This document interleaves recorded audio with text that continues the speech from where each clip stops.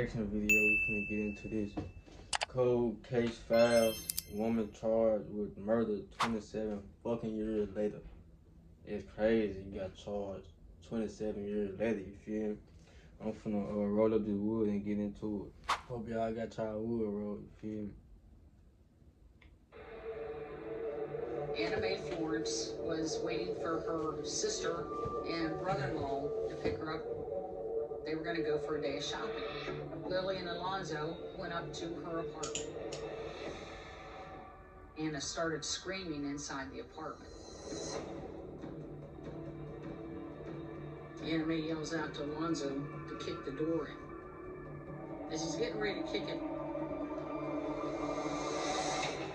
this woman comes running out.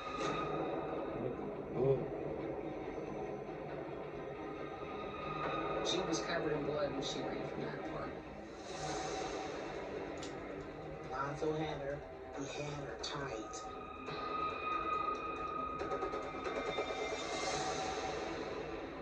But she just slipped out of his hand.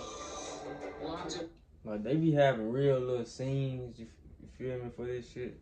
Like, telling the story, like, they be acting out real scenes that happen in real life type shit. He staffed her and said that she was running away. She told me to get away from her or she would shoot. So if this happening 27 years before she got charged, who the fuck? Alonzo Let came me back. just watch it, feel me? They went in there and they found her on the floor and she was bleeding quite a bit.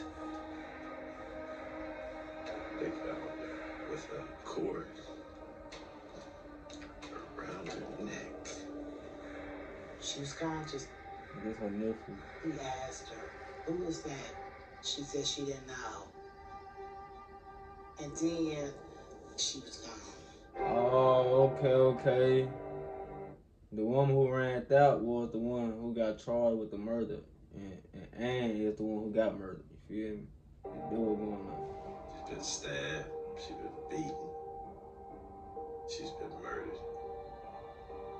Out of all the evidence that they collected in that place, the real evidence was a single bloody print. The fingerprint was gold in this case. The detectives cut out a portion of the wall that had one unidentified partial print.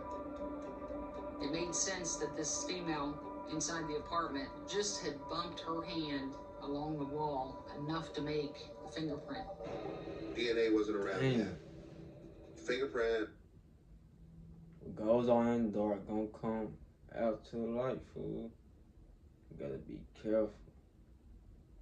One slip up can cost your life. You feel me? You already to somebody else's. It's crazy. Interviews, and that's all they had.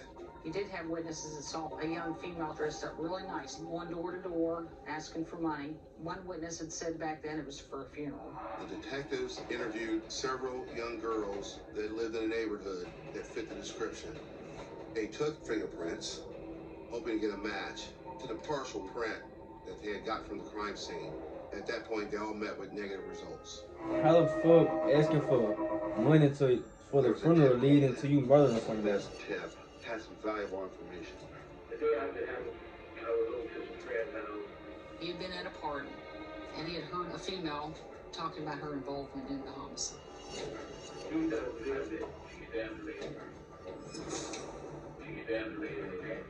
Here you have somebody that calls in on their own. This game, you're not ready. Anonymously, with information about a homicide case. When I heard her talking about it, then she had scratches on her hands and stuff. You know, I guess when somebody had been grabbing her, and she had a couple bruises on her arm. You want to give us your name at this time? No, not really. He didn't want to give his name up because he had promised he would not say anything to anybody. The detectives tell him, you're not a suspect in this. Okay, my name is Odell. Damn, he snitching on here, whoever it is to him. I was just zoned out for a minute, but he snitching on the murderer. You feel me? ODELF. Well, when you do something, you can't tell nobody. You can't trust nobody with their information. Odell was a big lead. I know the person that did the crime. Okay. Do you know her name? Yeah. Odell said with a suspect Cool gang. Let me keep this who was a going. female by the name But of. if you tell somebody you just committed a murder, We wanted to obviously they talk to Odell. some people will think. Hold on, let me pause this. Some people think they are involved in it. You feel me? And they gonna snitch on your ass. That's all I want to say.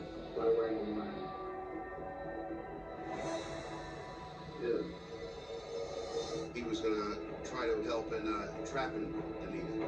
But then all of a sudden, he decided he didn't want to be involved. At that point, the Danita. detectives lost all contact with Odell. They were interested in tracking down Danita. A traffic stop was conducted. She was removed from the vehicle. Her prints were taken right there on the hood of her car.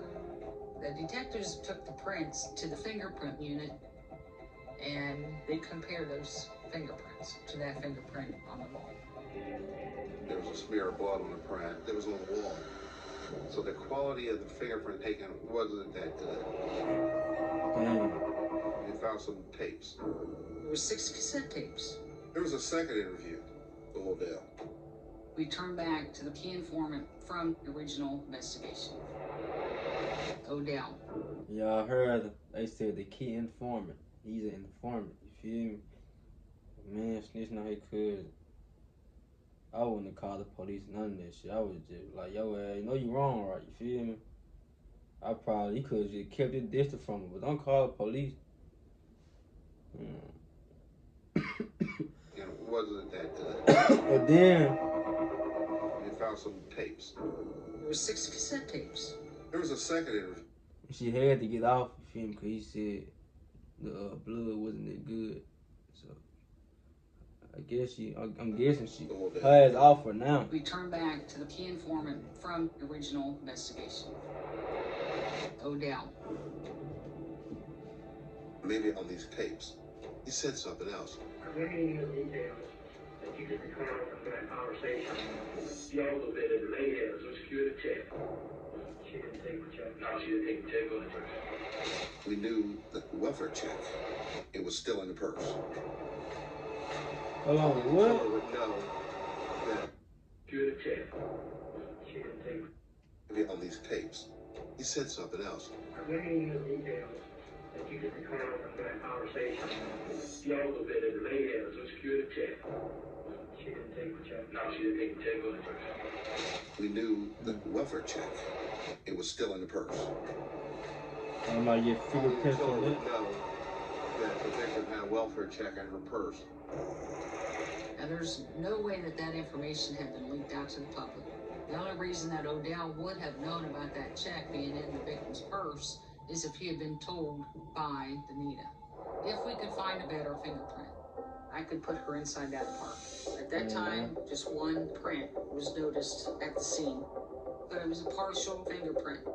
We couldn't match that print up with Danita. There was a jar of mayonnaise sitting on the chair by the front door. Maybe Danita touched the mayonnaise jar. And then right where the rim is, there was a fingerprint. Let's just compare Danita's prints to that. Bro, you touch something, your ass through for. Your ass done. You feel me? You touch something, you hit. You owe it. Print on the mayonnaise jar. The prints. But like, I'm thinking she tried to rob the lady for the chick, you feel me? And it ain't go right, so she had to kill her ass or some shit. Or something. She probably could have beat her ass. I feel like she acted out of anger, because women do act out of emotion, you feel me? So, if a show wasn't planned, she would have had gloves. A real killer would have had some gloves. Why would Odell implicate Danita? Either he was in on it, or he knew he was involved. We went out to talk to her, armed with a tape recorder, and the tape. And we said, Odell, we have to straighten this out. Okay, my name is Odell. Okay. O-D-E-L-L. That is you on that tape. 65 Ettenberg. That's E-D-E-N-B-U-R-G. That's why he dumb as hell for calling the police. That's why you just shut the fuck up. And like, she ain't tell you shit. And he said, yeah, now you that's involved. my address. That's my social security number. But that's not my voice. You know, this is on tape here. You know, they recorded you back then. Who else would it be? He said, that's not me. I'll tell you why. Yeah, that's my previous address. But the way that guy's spelling Edinburgh, I couldn't have spelled that like that. Because I can't read and I can't write. Damn. It kind of shocked me, but it hit me with, he's telling the truth. He can't read and write. This case is really weird because the informant had provided accurate information. However, the information about his own personal identity and the identity of the suspect was inaccurate. He ain't snitch because it wasn't fucking him. Any dumb motherfucker goes to the police about some shit like that. You feel me?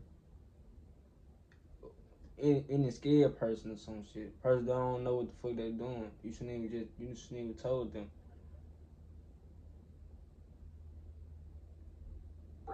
I wonder, was it the female? What the fuck? Tearing up, crying, and he gets scared. Because whoever's on this tape is providing officers with his name, his social security number. So the next question to him is, who do you know that knows that much about you? And he listened to the tape several times and said, you know who that sounds like? My cousin Chris. Damn. Back in '87, Odell used to apply for jobs at an unemployment office. His cousin Chris would always go with him, and his cousin Chris would fill out his application. Back in 1987, Chris is the one who came to headquarters. Imagine not being able to fucking read and write. Yo, I thank God, you feel me? Because some people really do have it worse. Imagine you can't read or write, you. There's some shit you supposed to be learning, but back in the day, they weren't learning all of it. It's crazy. The original detectives didn't look at a picture ID. At this point, we have identified our informant, and we have his real identity. So we up to the residence. His mom answers the door. We finally are face-to-face with our informant. He was getting nervous. We explained to him, we're trying to find out who killed this woman. He denied anything about attempt. He denied it. I'd have to say the turning point was his mother. She told her son, you tell them detectives what you know. Too much time's gone by. You be honest with them. But they ain't leaving, they already know. Mama knows. In his voice. He said that he did call on the tab. He does admit to knowing Danita. He said she's innocent. Somebody else did it. So who did it? Then he told us what some other girl had told him back in 1987, the day after the homicide had taken place. He said, we were just friends. She came over and sat on my porch, and she had to tell me something. She said that she owed a drug dealer some money. And she was going door to door asking for money. So it wasn't done and neither. They had given her a couple dollars. Damn. You tried to rob her. She saw that there was more money in that purse. That's what took over. This is all we need from you. We need a real name. And he says, Zena Roberson. And he says, I've held on to this for all these years just because she was my friend. He had posed as Odell because he wanted somebody arrested. So he's still finna get charged for like fake identity or some shit. He bullshitting. He know he gonna be dead. He just didn't want Zena. And he had heard that Danita was involved in some illegal activity.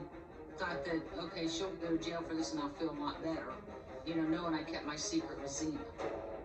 Zena was the last suspect that we had to go with. So her prints are on file. So everybody just dumb as hell in this situation. God. We got her, Zena. This is the first new suspect in 26 years. We got to the wrong police department. So they took the picture of her, put it on their Facebook page. I don't think it was 2 minutes. They got a response. A person answered and said, "This is a lady I see at the bus stop at this intersection every morning." We get to her apartment, and I've never seen anything like it. Who did the nigga? Every pore on her body opened up. And I mean, it looked like a river coming from the top of her head all the way down. Nothing needed to be said. It was just body language. You know, she kind of looked down. She knew, I know why you guys are here. And I said, well, you're going to have to, you got to come with us. The real element we needed was her to admit she had never been in that apartment, because we knew we had evidence putting her there. How about this one here? You remember? You're ready for a place.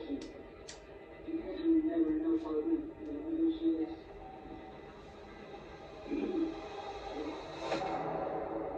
We had her in the apartment. We have 2 separate fingerprints from Zena inside Anna Mae's apartment.